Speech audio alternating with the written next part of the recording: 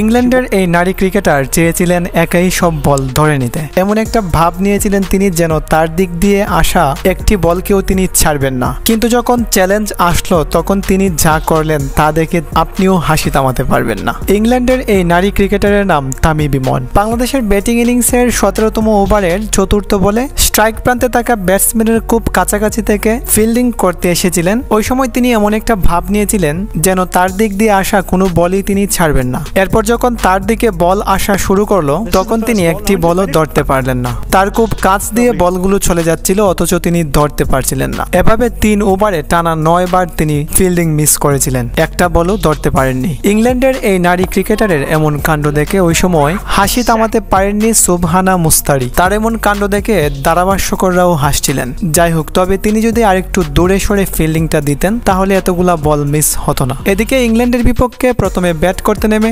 178 run করেছে বাংলাদেশের মেয়েরা। শেষ মুহূর্তে 27 বলে 43 রানের দুর্দান্ত একটি ইনিংস খেলেছিলেন রাবেয়া। এছাড়া সর্বোচ্চ 108 বলে 60 রান করেছিলেন সুবহানা মুস্তারি। তার পাশাপাশি 52 বলে 30 করেছিলেন সুপ্তা। তবে শেষ মুহূর্তে রাবেয়ার এই চমৎকার ইনিংসের জন্য 178 রানে পৌঁছতে পারে বাংলাদেশ।